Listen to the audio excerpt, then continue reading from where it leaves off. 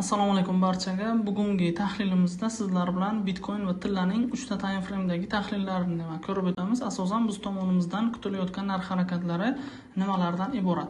Birinchi navbatda Bitcoin'dagi kunlik time frame'lardan tahlillarni boshlaymiz. Asosan mana bu yerda shakllanayotgan harakat o'zi aslida tashqi harakatdagi korreksion harakati sanaladi va narx mana bu vaziyatlarda ya'ni tushuvchan harakatlarni shakllantirib mana bu yerdagi imbalans nuqtalarimizni to'ldirdi va bu vaziyatda asosan kutilayotgan nuqta nimadan iborat? RSI indikatorida, ya'ni bozorning mana bu minimum nuqtasi va keyingi mana bu nuqtalarda shakllanayotgan minimum nuqtalar bir-biridan yuqorida, lekin indikatorning minimum nuqtalari bir-biridan pastligini hisobiga o'zi asl qoida bo'yicha narx mana bu korreksion harakatlardan so'ng qaytish nuqtalarini shakllantirsa, mana bu yerdagi likvidliklarning va mana bu nuqtalarda qoldirilgan imbalanslarning to'ldirilishiga asosan guvoh bo'lamiz.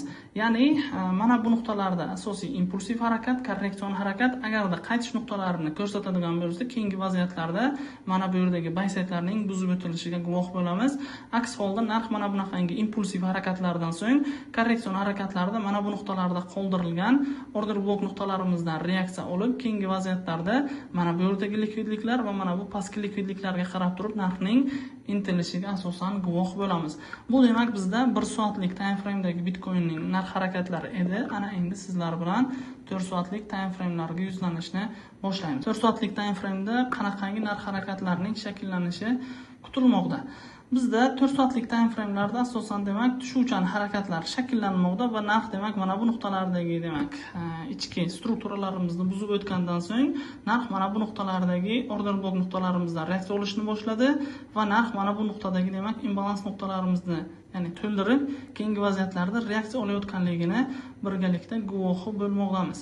Va ayni vaziyatda narx bizda asosiy agressiv tushuvchan harakatlarni shakllantirmoqda va narx qanaqandir agarda qaytish nuqtalarini ko'rsatadigan bo'lsa, keyingi vaziyatlarda asosan kutilayotgan nuqta mana bu minimum nuqtalardagi likvidliklarning yechilishi yoki buzib o'tilishi va narx harakatlariga qarab keyingi bozor harakatlarini asta-sekinlik bilan kuzatamiz. Agarda narx qanaqandir yuqoriga agressiv o'suvchan harakatlarni shakllantiradigan bo'lsa, keyingi vaziyatlarda mana bu va mana bu maksimum nuqtalarda shakllangan likvidliklarni va mana bu nuqtalarda qoldirilgan imbalans va mana bu yuqori nuqtalarda qoldirilgan asosiy imbalanslarga qarab turib narxning harakatlanishi kutiladi. Demak, 4 soatlik time frame'da biz kutayotgan narx harakatlari shulardan iborat. Ana endi 1 soatlik time frame'larga yuzlanishni boshlaymiz. 1 soatlik time frame'larda bizda qanaqangi narx harakatlari shakllanishi kutilmoqda. Bizda narx 1 soatlik time frame'larda o'suvchan harakatlarni shakllantirdi va narx mana bu vaziyatda agressiv tushuvchan harakatlarni shakllantirdi. Va mana bu agressiv tushuvchan harakatlardan oldin mana bu nuqtalardagi likvidliklar yechilishidan so'ng agressiv tushuvchan harakatlar shakllandi va narx impulsiv harakatlardan so'ng korreksion harakatlarda aynan mana bu shamning 50% dan kelib reaksiya olib keyingi asosiy tushuvchan harakatlarni shakllantirmoqda va hozirda 1 soatlik time frame'da kutilayotgan asosiy target narx impulsiv harakatlardan so'ng narx kelib mana bu yerdagi ekstremumlardagi maksimum nuqtalardagi likvidliklarni yechib keyingi vaziyatlarda agressiv tushuvchan harakatlar orqali mana bu minimum nuqtalarni buzib o'tgan va hozirda kutilayotgan asosiy target aynan mana bu nuqtalarda qoldirilgan imbalanslarning to'ldirilishi va bir vaqtning o'zida mana bu yuqori nuqtalarda qoldirilgan order bloklarimizdan reaksiya olib keyingi vaziyatlarda mana bu pastki likvidliklarning yechilishiga asosan guvoh bo'lamiz va mana bu pastki likvidliklarning qoldirilgan mana shunaqangi likvidliklarga qarab harakatlanishi asosan kutilmoqda. Ya'ni yuqoridagi asosiy likvidliklar bir necha marta yechildi va hozirda asosan 1 soatlik time frame'da narxning tushuvchan harakatlarini shakllantirishi kutilmoqda. Ana endi sizlar bilan tillaning tahlillariga yuzlanamiz.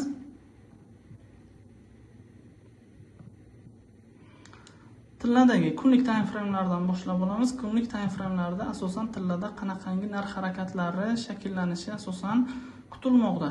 Bizda tillada narx bizda tushuvchan harakatlar, keyingi o'suvchan harakatlar va yana bir tushuvchan harakatlarni shakllantirmoqda va narx bizda mana bunaqangi ichki tushuvchan harakatlarni shakllantirayotganligi sababli hozirda buy savdo bitimlarini yoki buy savdo pozitsiyalarini ko'rish asosan kunlik time frame'larda to'g'ri bo'lmaydi, toki mana bu yuqori nuqtalarda shakllanayotgan mana shu ekstremumdagi maksimum nuqtalari buzib o'tilsagina o'shandan keyingina demak o'suvchan tendensiyasi bo'ylab savdo bitimlarimizni ochishimiz mumkin va hozirda kunlik time frame'da narx impulsiv harakatlardan so'ng korreksion harakatlarni shakllantirmoqda va narx mana bu yerdagi imbalansimizni va double imbalans deyiladi, ya'ni ikkita imbalansning tutashgan nuqtasi mavjud. Mana shu nuqtalargacha narx ko'tarilib, shu nuqtalardan reaksiya olib keyingi vaziyatlarda tushuvchan harakatlarni shakllantirishi kutilmoqda.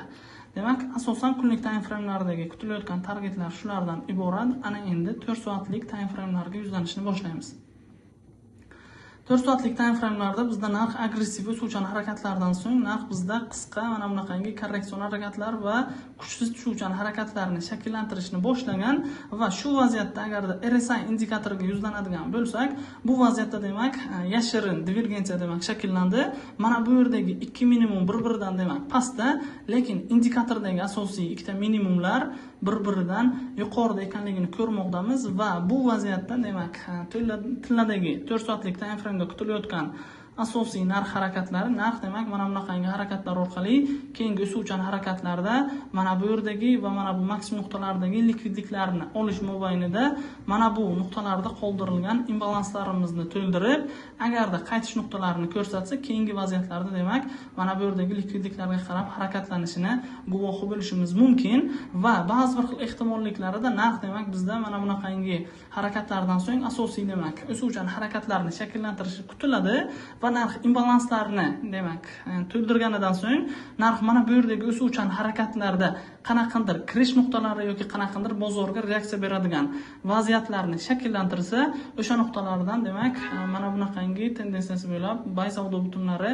ochish mumkin bo'ladi. Chunki mana bu maksimum nuqtalar kuchli va shu kuchli nuqtalar buzib o'tilsa, demak 4 soatlik time frame'dagi narx harakatlari tushuvchandan o'suvchan tendensiyaga o'zgaradi va o'suvchan tendensiyasi bo'ylab bay savdo bitimlarini ochish mumkin. Bu vaziyatlarda demak qoldirilgan mana bu nuqtalarda qoldirilgan demak likvidliklar birinchi raqamli va mana bu yuqori nuqtalarda qoldirilgan imbalans nuqtalarimiz ikkinchi navbatda demak to'ldirilishi kutiladi. Ana endi 1 soatlik time frame'larga yuzlanamiz. 1 soatlik time frame'larda bizda qanaqangi narx harakatlari shakllanishi kutilmoqda.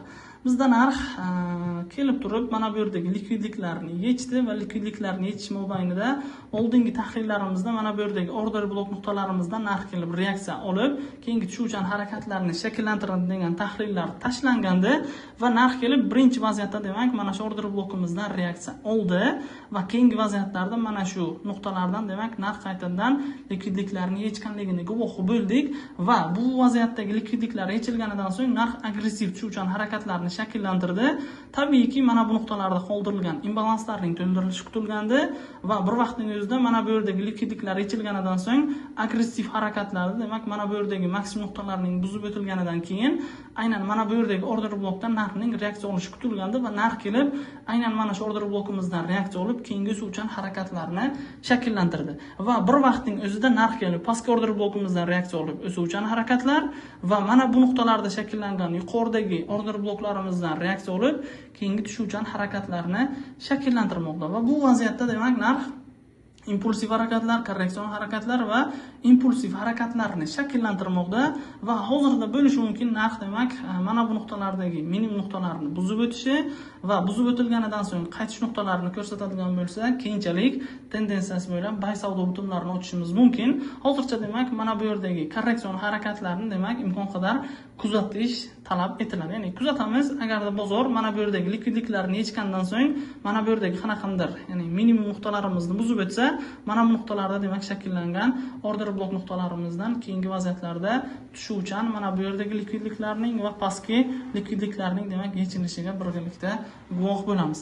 Ba'zi bir ehtimolliklarda agarda narx agressiv o'suvchan harakatlarni shakllantirsa, mana bu yerdagi likvidliklar va mana bu yerdagi likvidliklarning va yuqorida qoldirilgan mana shunaqangi imbalanslarning demak to'ldirilishiga birgalikda guvoh bo'lamiz. Tushunarli, ya'ni asosan kutilayotgan barcha ya'ni targetlar, kutilayotgan narx harakatlarining barchasini imkon qadar sizlarga tushuntirib berdik va imkon qadar kirish nuqtalari shakllanadigan bo'lsa, vaziyatga qarab kanalda demak yana tashlab borishda davom etamiz.